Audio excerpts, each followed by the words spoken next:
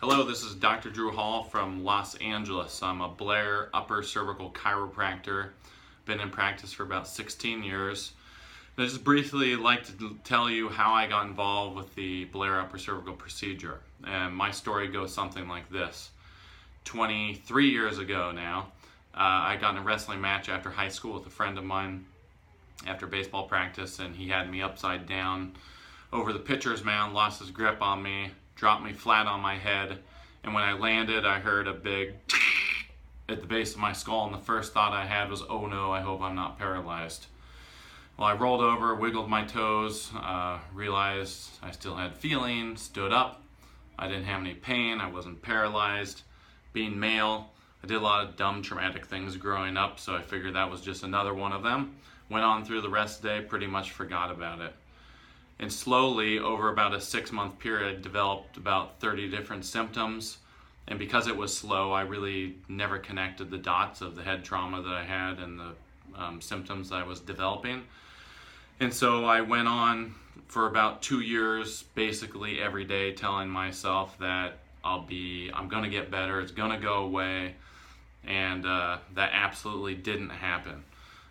But within 6 months, I had a headache, basically the back of my head, like someone kicked me in the back of the head. And I had severe cognitive problems. Falling to sleep at night took 2 to 3 to 4 hours. When I did fall asleep, I never slept through the night. I woke up anywhere from 2 to 5 times a night. And then, of course, when I woke up in the morning, I basically felt like I didn't sleep. And if you do that long enough, you're going to develop all sorts of other problems. Within a year, I developed basically like someone beat me with a bat. All of my muscles were sore everywhere. School, I still passed, but I felt like I lost 50 points on my IQ. I started getting ringing in my ears, numbness down my left arm. I developed low back pain, left knee pain, carpal tunnel in both wrists, TMJ, my sinuses swelled shut. And to make a long story short, I was pretty much a wreck. And I was so much of a wreck that 2 years into it, I was walking home from junior college from school, and I had the thought, if I have to live like this for 2 more years, I'll probably kill myself. Well, when you start to have those thoughts, it's a little sobering, and it's also a big red flag. You better do something about it. So next step, I talked to my parents. I told them what was going on. Of course, my mom wasn't so happy that I never said anything and asked me, how can you live like that for 2 years and say nothing? And my response was, well, it kind of slowly crept up on me. It wasn't overnight, and so I tend to be a positive person. I thought it'd eventually go away. Second long story short, family doctor, internist, neurologist, infectious disease specialist, MRI, CAT scan, blood test, chest x-ray, you name a test, I had it done. All of them came back negative. I was basically told there was nothing wrong with me, go see a psychiatrist. And so I did. When you're that sick, I was an eggshell of my former self, and I really didn't care what someone told me. I just wanted out. So I went and saw a psychologist. They told me I had depression and anxiety. And I said, well, yeah, I had suicidal thoughts. Obviously, I had some depression going on.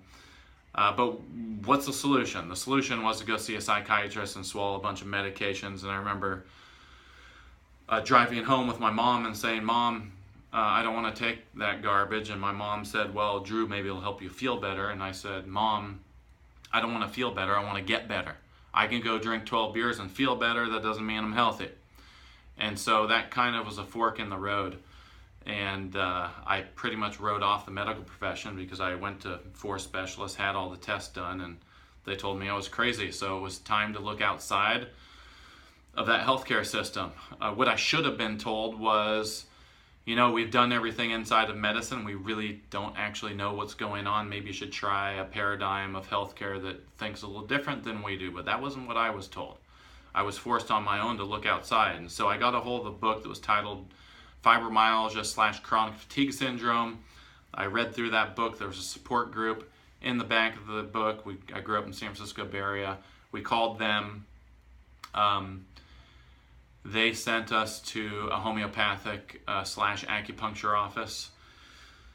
And that homeopath, in the consultation, she basically, once she heard that I had a headache at the base of my skull for 2 years, she asked me about my trauma history, and she uncovered that head dropping incident. And thank God she referred me to an upper cervical chiropractor in the San Francisco Bay Area, Blair upper cervical chiropractor, Dr. Tom Forrest.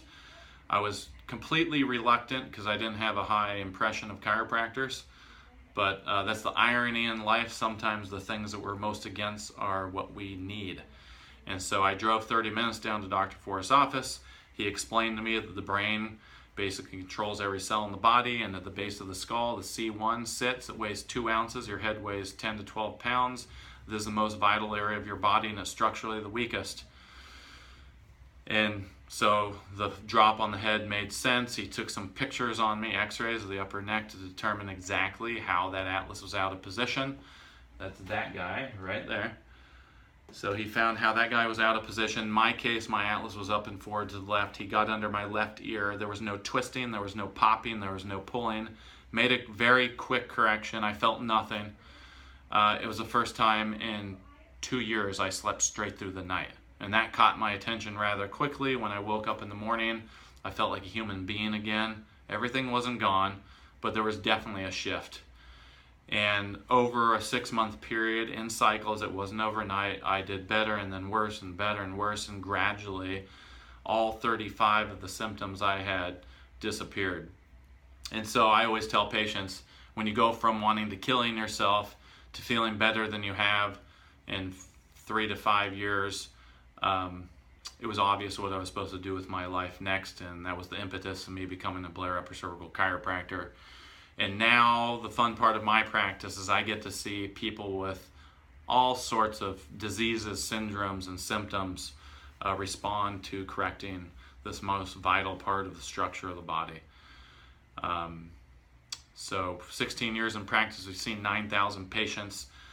Upper cervical care is not a cure-all for everything. However, no matter what you're dealing with, if your C1 right here at the base of the skull is out of position and it's impacting the central nervous system, the central nervous system is what controls everything.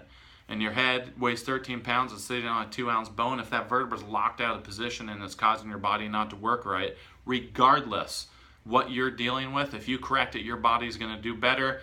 And if your body's functioning better, it's going to give us the best chance to heal and repair back to normal. So that's my story. If you or a loved one or anyone you know is dealing with a chronic health problem that hasn't responded to conventional care, I urge you to try out Blair upper cervical chiropractic work. They'll be glad that they did. Thanks and have a good one. I hope this video made sense and it will help someone out there who's suffering with some sort of health problem.